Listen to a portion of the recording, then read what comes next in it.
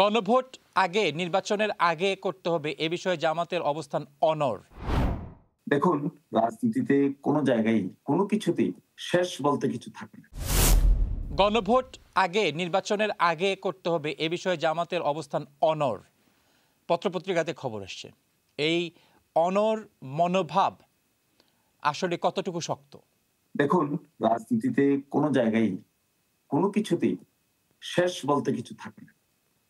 PR এর ব্যাপারেও পক্ষে বিপক্ষে অনেক কথা হয়েছে, কিন্তু পিআরটিও সরকার উচ্চপক্ষে পিআর কে গ্রহণ করে একটা সেটেলমেন্টের দিকে গিয়েছে। গণভোটের ব্যাপারেও পক্ষে বিপক্ষে কথা হচ্ছে, র‍্যাটরিক হচ্ছে, রাজনৈতিক দাবি জানানো হচ্ছে। আমরাও জানাচ্ছি, অপরপক্ষও জানাচ্ছে।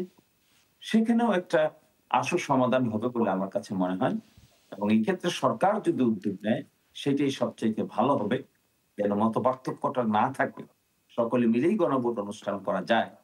এটি জাতির জন্যও দরকার, এবং এই ক্ষেত্রে সরকারের ভূমিকা আগামী সপ্তাহে আমার বিবেচনায় সরকার একটি কার্যকর ভূমিকা নিবেন বলে আমার কাছে মনে হয়। সরকার কি সরে আসবে, তার সরকার কি তার অবস্থান থেকে সরে আসবে বলে আপনি মনে করেন? না, দেখুন, অবস্থান সরে না এসেও ভূমিকা নেওয়া যায়, অবস্থান থেকে সরে এসেও ভূমিকা নেওয়া যায়। জামাতের অবস্থান তো তারা চায় যে সরকার যেন নির্বাচনের আগে গণভোট করে। সুতরাং জামাতের যে নীতি কিংবা দলের যে নীতি, সেই নীতি যদি সরকার অনুসরণ করেন তাহলে তো নির্বাচনের আগে যদি গণভোট হয় সরকারকে সরে আসতে হবে। সিম্পল। সিম্পলটি আমার দিকে একটা সিম্পল আনসার আছে। আপনার সিম্পল কোয়েশ্চেনের সিম্পল আনসার আছে। সে আনসারটি হলো যে যারাই এই মতপার্থক্য করছেন সকলেই কিন্তু আলটিমেটলি গণ অভ্যুত্থানের পক্ষে শক্তি।